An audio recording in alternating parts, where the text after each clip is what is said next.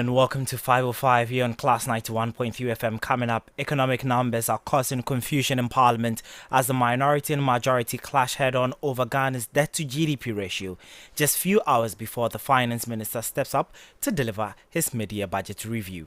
We are having some good numbers because there was a debt restructuring program. Mr. Speaker, we don't have to rely on CD appreciation as a basis to say our debt stock has reduced. There have been discipline in the system, and this is giving us all these positive results. And we want to spread heads over this. Commend the government. Now, the minority in Parliament today launched one of its strongest attacks yet on the Mahama's administration's economic record, accusing the government of presiding over what it describes as a galamsey economy, an economy, they say, driven by soaring gold prices rather than sound economic policy. Is he going to review the revenue target downwards? Or if he's keeping it, then the question is, where are they going to close the gap from? Because if it's not closed, they cannot spend on the promises that they have made. The question hanging on Thursday is a surplus, a policy achievement, or a reporting artifact of budgets that were simply not executed. And as the countdown continues or begins to tomorrow's mid-year budget review, traders and businesses are sounding off on what they want to hear from the government. President came to make some promises last week about reviving the Volta Textiles Limited. I would love for it to be included in this year's budget. To allocate a budget that will initiate the banding of the double track so that. Now, still in Parliament, Member of Parliament for Nshia, so Stephen Amoah rejects Musa Dankwa's underperforming MP ranking, questioning his mode of assessment and methodology. I wonder what Musa Dankwa, my own brother, is depending on. This is very, very demotivating. This is very dangerous because I believe in myself that with my performance within 6 years and with the opportunity I had. Also in the bulletin tonight, government announces new Ghana card verification measures requiring institutions to use biometric authentication as photocopies, scanned copies and images of the Ghana card will no longer be accepted for identity verification. LI 2111, and it does one central thing. It makes biometric verification of the Ghana card the mandatory standard for confirming a person's identity. And later in the bulletin, if you are used to presenting money bouquet to your loved ones, the Bank of Ghana says spraying cash at social events and creating money bouquets are criminal offences. Those who spread notes at functions, we want to discourage that practice. I'm told they call it spraying. We are going to make sure that practice is stopped. A notice has been issued. This bulletin is coming to you live from our studios here at digital address GL0423595 North Laboni, 3rd Adiwok Street, Accra. We're also live on Ho FM 92.5 and Hills 91.7 in Adaklu in the Volta region, Max Empire 96.9 at Bazwa in the Upper East region, Dagban FM 102.5 in Tamale, Radio Power 96 in Spain, and we are also live on Facebook. Join us with your thoughts, comments and contributions. You can also send us a WhatsApp message via our WhatsApp console 0500,000 202 0500,000 202. My name is Nana Agyemang Prempeh. It's time, it's 5:05. Be my guest.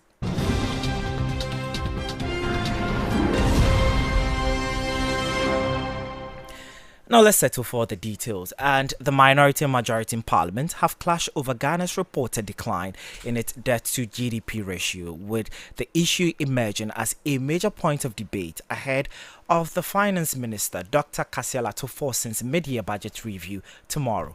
Government has touted a reduction of the debt-to-GDP ratio to 44% as evidence of improving economic stability and the impact of its fiscal management measures. However, the minority has questioned the significance of the figure, arguing that the ratio alone does not provide a complete assessment of Ghana's debt situation. Minority spokesperson on economy Kojo Ponkroma said the government must look beyond the headline debt ratio, and consider broader financial obligations and economic pressures facing the country. Thank you for the opportunity to comment on this report. And Mr. Speaker, I think that the leadership on the majority side should give my chairman some more room to express himself. There are a lot of things in the report he wants to talk about. Mr. Speaker, I have 4 quick comments from this side as I second this motion. First is the fact that this debt management report we are looking at focuses primarily on debt to GDP ratio as a basis for analyzing our debt. And Mr. Speaker, in the report, it suggests that debt to GDP ratio is reduced from about 61% to about 44%, which is a good thing. And it states that the reason primarily is the appreciation of the cedi in the year 2025. But Mr. Speaker, it does not account for the fact that the MPP government negotiated about $5 billion of debt cancellation and another about $4 billion savings in cash flows on our debt stock. This is a very major reason for which we are seeing these good numbers, dropping from 61 to 44.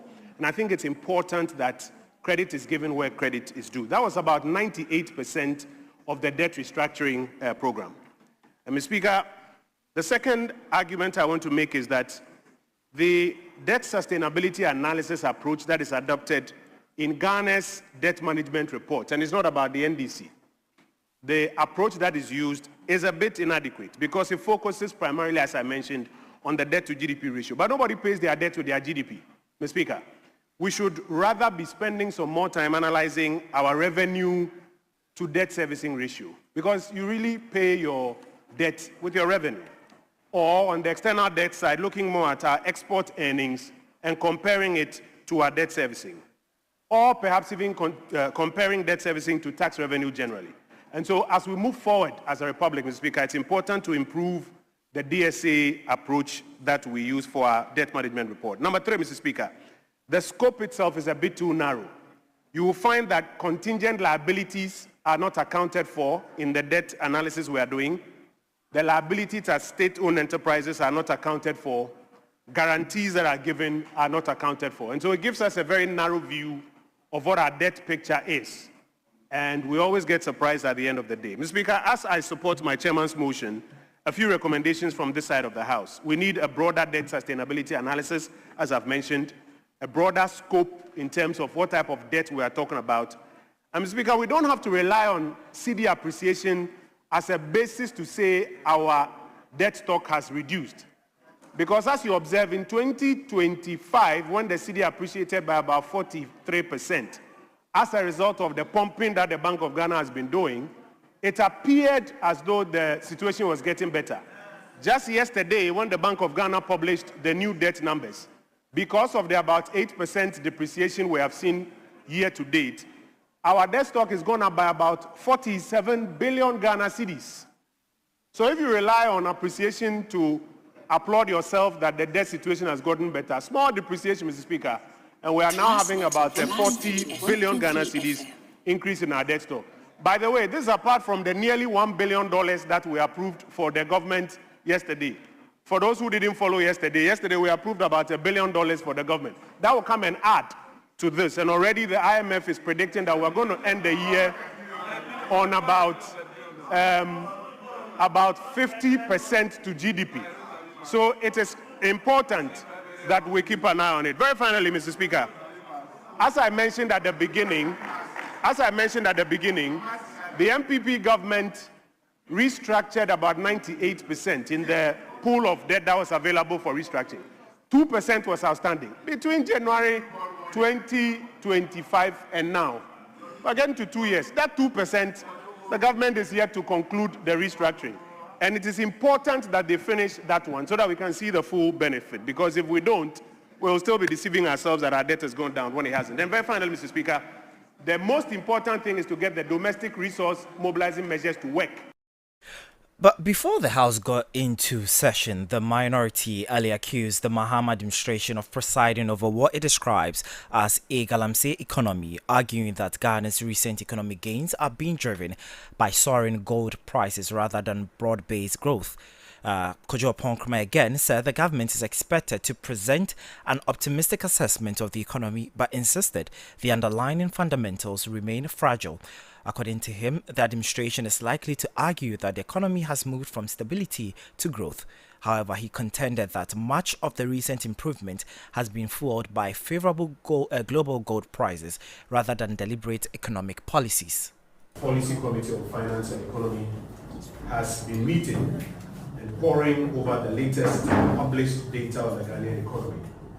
And as a responsible opposition party, we are obliged to share with the nation our findings and also obliged to draw the attention of the government to key worrying signals that we are observing. And our presentation this morning is in 3 parts.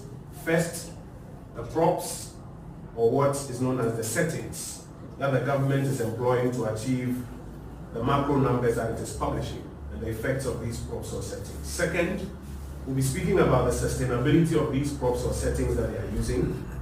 And thirdly, we'll be speaking to the subject of some outstanding key development issues that the government is failing to tackle. So let's start off with the fiscal space question and how they are manufacturing data on what they call the surplus. Now on Thursday, for sure, the government will tell the country that Ghana has moved from stability to growth. Our task today is to lay out what the government's own published data actually shows, not the headline or narrative they are putting on it, but what the data actually shows. How the headline numbers are being manufactured and whether they can last, and what they have cost the ordinary Ghanaian. And we'll put 3 tests to this review. The first is the quality of the 2025 surplus. Now the government will cite a 2025 primary surplus of 2.6% of GDP on a commitment basis against a target of 1.5%. And they will seek to tell the Ghanaian people that that means that they are managing the fiscal prudently. But we want to sound a caution ahead that it's important to look underneath these numbers. You will find that revenue has missed the revised target by about 4.7%, and the surplus was delivered because expenditure was compressed by 13.8% of GDP. In plain language, the government did not outcollect its target. It rather underspent its expenditure targets. Savings from delayed capital execution are not structural reform. They are only a postponement of things that they will have to do at the end of the day. The second issue is something that the first quarter of 2026 confirms as a pattern. Now, the government's own data, through what the Bank of Ghana has just released ahead of the MPC, shows that first quarter spending is about 62 billion against a target of 78 billion. That is 21.2% below target. Capital expenditure is 41% below target. This is a government that says that its focus is a big infrastructure project out of which it will create 800,000 jobs. And they are 41.9% below target on capital expenditure. Foreign finance projects is about 0.6 billion Ghana cedis out of 5.3 billion Ghana cedis. Goods and services, 35% below target. Grants to health, education, and the districts is about 19% below target. And the only thing that they've been able to protect is the wage bill. And that is why the independent analysts are calling this the weakest first quarter execution of any budget since 2017. Roughly about 24 billion Ghana cedis unexecuted in 3 months. And that is roads, schools, and hospitals that had to carry the cut.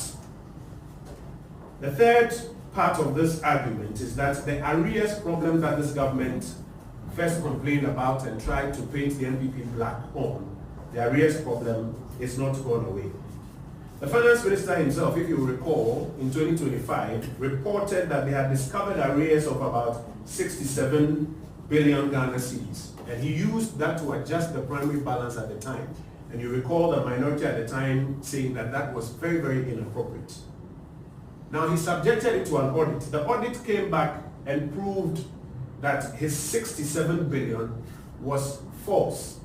And that indeed what he could only even attempt to claim was 45 billion. And I'll come to a second point on that one.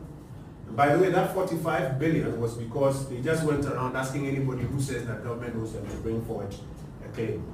Now against this 45 billion, the 2025 budget allocated only 13 billion to settle some of it. And by November 2025, the road sector alone reported that they have now got a backlog of close to about 40 billion Ghana cedis arrears. So if the audited claim ended at 45 and they claimed they were going to pay about 13 billion, and now the road sector alone is talking about 40 billion still. The minister now says only 11.5 billion has been cleared, and no new payables have accrued. The maths doesn't matter. What is the true stock of arrears, and which sectors are driving it? And when cash is tight, is it the arrears clearance itself that is being squeezed? And by the way, bear in mind that this arrears stock, as I mentioned, was because they went around asking everybody to add up. The proper arrears stock has always been on the gift list. So when he comes tomorrow, he has to tell us which database he's using for his new arrears calculation. Is he using the same formula he used in 2025? Or he's going back to gift list, in which case we'll be comparing apples and oranges, and we believe we need to draw your attention so that all of us examine this in detail. Finally, on this first argument that we've been making about the settings that they are using, the revenue engine of our republic is faltering. The first quarter revenue missed the program target by about 4.5%. Oil revenue fell from about 19.8 billion Ghana cedis in 2024 to 8.7 billion Ghana cedis in 2025. And first quarter oil receipts this year were about 37.6% below target. Does the 268.1 billion cedis full year revenue target still stand, Mr. Minister? Or are you going to revise it downwards? And if it still stands, from where are you going to close this gap without new distortionary taxes on households and businesses? It's important that we all keep an eye on this figure, the revenue figure that Parliament has approved. And as he delivers the mid-year review tomorrow, we ask ourselves, with all of this underperformance, is he going to review the revenue target downwards? Or if he's keeping it, then the question is, where are they going to close the gap from? Because if it's not closed, they cannot spend on the promises that they have made. Now, the minority also warned that an economy heavily dependent on gold exports remains vulnerable to external shocks and questioned how the government would sustain growth, foreign exchange earnings and public revenue if international gold prices decline. Today, as they are going to hint their growth numbers on gold, it is fair to say that what is going on is that's Galamsey accounting, which they will be touting as growth. If gold returns to its 5-year average price, what will our growth figure be? What will the trade surplus be? What will the primary balance be? Where will they get forex to continue pumping onto the market? And now that matter has been established. We started talking about it in the first quarter of 2025. They disputed it. Now the jury is clear on it. The review that the minister will publish tomorrow must answer the sensitivity analysis, else we are living on borrowed time. The third issue under the second pillar, inflation is beginning to turn and the cedi is beginning to slip. Falling headline inflation never means falling prices. Prices have been rising, only more slowly, and now they are rising faster again. 3 consecutive months and it's increased to 5.3% in June, the highest since December 2025, and it's driven mostly by fuel costs from the Middle East conflict. Today, Brent crude is averaging about $91 per barrel. You recall in 2022, at the peak of the economic crisis, when crude was about $120, and we kept explaining that that was the real driver of inflation. They said ours was untrue. Today, it's inching up, mostly driven by fuel costs by the Middle East conflict. Meanwhile, the cedi is also depreciated between 8.4 and 10.3% this year, depending on the data source that you are using. Now, you will notice that apart from the debt restructuring that the NPP government did, which led to outright cancellation of about $5 billion of Ghana's debt and cash flow savings of about $4.7 billion, cumulatively, which contributed significantly to a reduction in our debt to GDP ratio, the other part of our debt improvement came from an appreciation of the currency last year. What the currency gave, the currency is now beginning to take back. I'm sure when the Bank of Ghana put out the data, you notice that our debt in cedi denomination is now gone up by about 40 billion Ghana cedis. The appreciation that they touted as a great thing and later counted back as showing that we had improved in our debt numbers in cedi denomination is now going back. And that's mostly why you are seeing this over 40 billion CD increase in our debt stock. Issue number 4, the government's own debt numbers do not agree with each other, depending on which of their data sources you are looking at. Now, the Bank of Ghana is reporting that debt is roughly about 45% of GDP now, as of June. The IMF is also projecting that it will get to 53% before the end of this year. Now, given that Ghana's program with the IMF projects debt to GDP ratio to reach 55% of GDP by the end of 2028, the increased borrowing that we are seeing today means one thing, that this target by the end of 2028 is already at risk. And that's tomorrow the minister must present a proper debt sustainability analysis to convince the people of Ghana that all the sacrifice and the work that the people of Ghana went through to reduce our debt burden is not in vain. Colleagues, I'm sure you recall that just yesterday in Parliament, they came for nearly $1 billion approval. And so already, the debt target by 2028 is at risk. The government should not try to hide this reality in the impending rebasing of the GDP. We will fish it out and we'll calculate for you pre-rebasing and post-rebasing what the new debt to GDP will be, looking at the way they've started debt accumulation just 9 weeks after the IMF left town. So that's Kojo Ponkruma, who is the ranking member on Parliament's Economy and Development Committee, and he spoke on behalf of the opposition New Patriotic Party today as they address the media, the press, on what they describe as recent happenings in the economy. Now let's go over to the phone lines and speak with our parliamentary correspondent Zita Okwan, who has been in Parliament for us all day. Zita, if you can hear me, what is happening in Parliament and is all set for the budget tomorrow? Hello, Zita, are you on the line?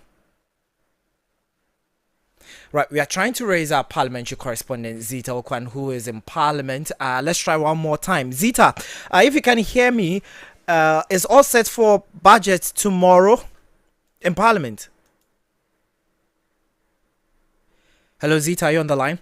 Well, before we try to re-establish the contact with Zita, here's a remarks from the minority as regard tomorrow's budget and what they're also expecting from the Finance Minister, Dr. Kasiala Tuforsin. Speaker, the Deputy Leader indicated that tomorrow we will be receiving the Minister responsible for Finance on the mid-year review. And I just want you to relate with the Minister responsible of Finance that tomorrow what Ghanaians are expecting of him in the statement is to state clearly and pay Ghanaian contractors. Ghanaian contractors have not been paid, they are suffering, there are no money in the system. They expect that the mid-year budget review should capture that. Ghanaians are also expecting that the Akokon Kitinkiti, which have also turned to the guinea fowls that flew previously to Burkina Faso, that Omudi Ayel soup. Ghanaians expect that the Finance Minister tomorrow in his statement should be able to tell us about that Akukon Kitinkiti. Mr. Speaker, Ghanaians also are expecting that even though the Finance Ministry are talking about inflation coming down, but prices of goods and services keep rising at a faster rate. So a clear reconciliation that Ghanaians expect. Leader, you are called to just Speaker, second the motion. Mr. Speaker, in doing so, I just want the Deputy Leader to know what Ghanaians are expecting of the Finance Minister tomorrow when he presents the statement. Mr. Speaker, the jobs that they promise Ghanaian youth, including NDC youth, is only on paper. The 24-hour economy, Yamutu. The Women's Bank, Yamutu. 133, Yamutu. Paying contractors, Yamutu. And every bit of the promise that you have done, Ghanaians are expecting that the mid-year budget tomorrow should be able to address that. If the Finance Minister come here to this house tomorrow, we will be observing and be monitoring every line of his statement or his budget. And we beg him, he should not come and ask of any money, because we will not give him any money, because the money that we have given. Mr. Speaker, yesterday, we approved about $1 billion. $1 billion as a loan to the minister. So, Mr. Speaker, I second the motion that we should adjourn till tomorrow, 12 o'clock noon. But they should know that yesterday they borrowed $1 billion in the name of the Ghanaian people, and we expect that you should be able to do so. I thank you, Mr. Speaker. $1 billion as a loan to the minister. So, Mr. Speaker, I second the motion that we should adjourn till tomorrow, 12 o'clock noon. But they should know that yesterday they borrowed $1 billion in the name of the Ghanaian people, and we expect that you should be able to do so. I thank you, Mr. Speaker.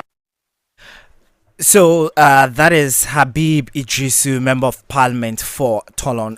There, we're scheduled to speak to our parliamentary correspondent Zita Okwanas, and when we get her, we will put her on the line. But let's continue the conversation in house today, because we have members of the business community here. We have the General Secretary of the Importers and Exporters Association, Samson Asake Awingobit. Mr. Awingobit, let me thank you and welcome you to 505 tonight. Thank you very much. Well, very well. Let me start with your expectations ahead of the media budget review tomorrow. What are you expecting the finance minister to touch on from the Importers and Exporters Association point of view? Well, first and foremost, let me say a very big good evening to your cherished viewers and listeners, and also say we want to use this opportunity to thank the government for 1.5 years in office. Business community have seen a relief, a very huge relief. One, we saw the government bringing within 1.5 years, bringing the inflation from 23.9 thereabout to as we speak, I think it's 4.5 thereabout or so. We saw that the government picked a CD at the port when customs used to do their custom duties 13 series as at 7th January 2025. And fast forward by May, when they present the budget by March, by May, when the government started implementing its policy, it came down to 10.2 for a very long time. The government picked it at 7th January at a rate of 14 series to the dollar. One should say 1.5 years by now, the dollar should have been hovering around 25 Ghana series. Dollar is still less than 12 series. Customs should have been at 13 series on 7th January 2025. Should have been hovering around 20 series to 25 Ghana series. Yet it's still less than that. It's not even up to 12 series. Government went ahead to abolish e-levy, and you know those who used to clear their cargo, and then most of my people who travel left and right, we cannot be here to even if you are within the country itself, some of the duty payment is the amount is huge. You can't carry it, so you must transfer it from your electronic to another electronic. So from via your bank to government GOG. So e-levy used to affect us a lot.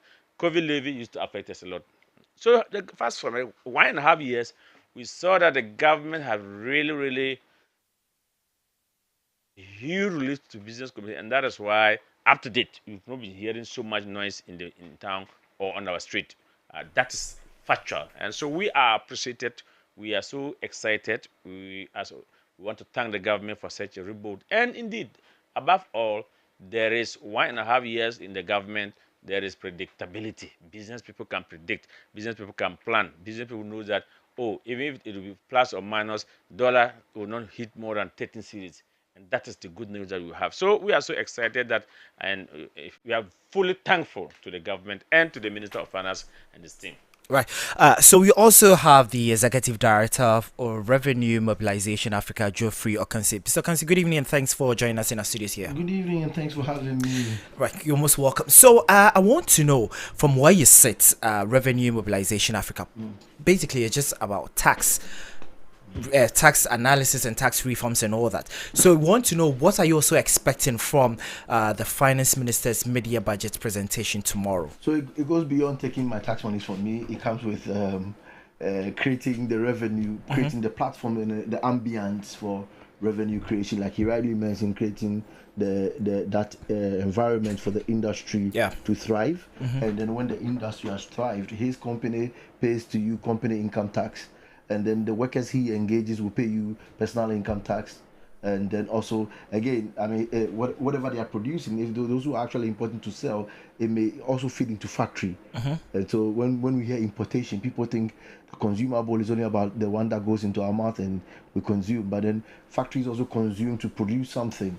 So if whatever you are importing, if it's going to actually stir up production, it might increase the production of some raw materials or also finished product as well. So you may even be importing some raw materials that will go and feed into industry and then ensure that you have some increase in finished products. Again, so we look at all those areas, actually the tax base, which is the industrial base, okay? And then we look at how collections will be done. Improving and expanding the tax collection system is also our interest. And then also, when you've actually collected, we go to the third step where we look at whatever you are collecting, how you are expending. So tax expenditure is also our interest. So again, just to let you know, I mean, as we go forward, that is why you hear my voice a lot of time talking about the recouping of our losses from this wanton looting and stealing. I don't say misappropriation and misapplication. I say stealing. People are thieves in this country, and we need to stop the stealing of state funds, because it is pathetic that in the face of inadequacy, it is important to know that what you have paid as taxes, it should be properly utilized. Cutting down expenditure, ensuring that you cut down losses as well, and also you need to actually do a third phase one, which is also plugging the holes to avoid losses. So what am I expecting? I'm expecting that the minister will come and tell me a further boost in action. You remember when they activated the use of AI technology at the ports? The ports, yeah. This is all about recouping the Republican AI system. Exactly. Yeah. It's actually to get to cut down on our losses, plug the holes that were existing. You know, you had some noise, I mean, and then it was actually negotiated and discussed. For every system that is introduced, there are shortfalls anyway. But I mean, we have gotten some increase in revenues from that aspect. And also, I've also had the introduction of tax systems where we are beyond the tax education. You need to actually touch base with the people. There are difficulties that are stopping people from paying their taxes. Right. You need to handle all that. And then the grant of exemptions, I am seeing a cut down on it, and I want to see a further cut, because I don't believe that multinational enterprises enter this country because of what only we are giving them as tax exemptions. They come here on three-phased approaches. Your security environment is one thing that moves people to come and do business in your country. The next thing is about the valuable and quality minerals that you have. Okay, and then the third one will be labor availability. So we should go to the table to negotiate foreign direct investments if we want to concentrate on that. But I believe in the local direct investment, which we are doing as a country now. And I think these are the things that are pushing me. In my dreams, I want to see the minister come and hit the table, tell me some of the expenditure cuts that he is doing already and more to be doing. You know, when people heard about the commitment authorization, you've heard just a few seconds ago or minutes ago the minority speaking about the fact that he's not actually expending. But again, it's laughable. It's laughable. Look, if you take only the flood management arena, for every $10 you paid from the early expenditure in 2024, it was actually $9 goes into other things other than flood-related things. Okay? So it was only $1 going for flood, direct flood issues. So really, this move is what we, myself inclusive, we've been calling for. Fiscal prudence, you know. So it is rather it is rather timely that he puts that commitment authorization thing there to control expenditure. So they are shouting at him, we are not receiving the monies. He's delaying because you need to prove what you are going to use the money for, timelines and activities. So before he commits the money to you, you need to show those ones so that we cut down on wastage. And so it's a very good thing. I want to see what he's doing about it. If he could just give me a dashboard representation of those who brought some requests, those who he has disbursed to, what they have been doing so far, so that we see. I mean, the big push is a good project, yes. But you have heard also that some of the contractors who were giving cash, monies have been transferred to them, 60 million Ghana, 80 million, failing to do the job. But they've not delivered to your expectation. The minister is shouting over the roof. So that means that, look, the yesterday practice, come into it with the commitment authorization, face it off, and then you see that this is what informed the commitment authorization. Because if it's just about disbursing, excuse me my language to say, a first degree student can also go and just sit there and disburse. But I mean, you need to actually see what we are using the money for. Value for money. That is where we are. Because people have been giving money to construct Big Push. Do you know what Big Push can do for us? Big Push is a project, the construction and then infrastructure works that are going on That one alone creates a lot of jobs. So that brings the argument when people say they've created a lot of jobs, because that road construction alone, foreman, and when you are doing the constructing the gutters alone, it comes with a lot of labor. The laborers, the foreman, the hiring of machinery, those women who even go there to sell. So to sell, there is an expansion. You know, you can have expansion of a value chain, right. And then the number of people who are engaged are a lot. So if you want to do it, do it. But if you give them money for the project and one man decide not to start the contracting, that means foremen are waiting, carpenters are waiting, steel benders are waiting, the women who sell at that side are waiting, the laborers are waiting, and then also the foremen are waiting. So it means that somebody has blocked it. So I want to see him and what they are doing about some of these things, whether they've cut some of the contracts or suspended some of those contracts. He should just give us more about. He's not coming to ask for more money. I mean, so that is what people should. So you want the minister to come out with data to back whatever the government had done so far. What they've done so far in cutting expenditure, in also collecting revenue, expending, show working. Okay, so that I can see what you've been doing so far and what you have done to recoup some monies. As in even the fight against this looting, 1 ton looting, how much have we gotten so far? Okay. And then the debt management, where they took about a cedi for the energy sector levy. Actually saw it, 1 cedi. He's given a highlight of it already. I saw it through the news streams. But a further explanation will do, so that people look. In about 6 years ago, CDD did a research.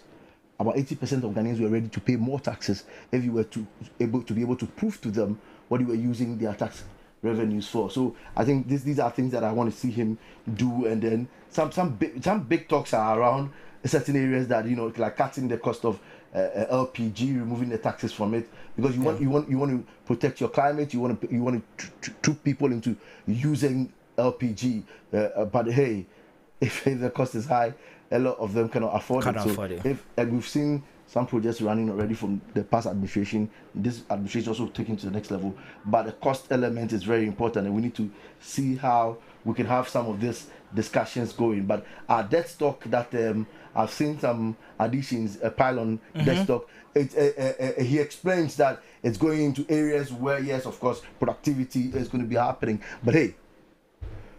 Just like he assured us that the Big Push project will be funded locally, I would want to see something done. And I'm going to call on him. I'm going to write it on the wall of my heart and tell them straightforward. In as much as it's important that we know that $4 billion will be needed for the Big Push. He says we have about 1 billion already going. I understand that one. I perfectly agree with him. But I think he should rather go into a local PPP, public-private partnership, to ensure that we can construct those roads and put tolls on them and recoup the monies to pay whoever. If it's about 10, 5, 15 years, they should do some discussion so that the leftover of that money, Big Push should be going into areas where we can generate money. So if we're using some of the Big Push money into gold, to produce gold, whatever you got from there can now go and do that project you're talking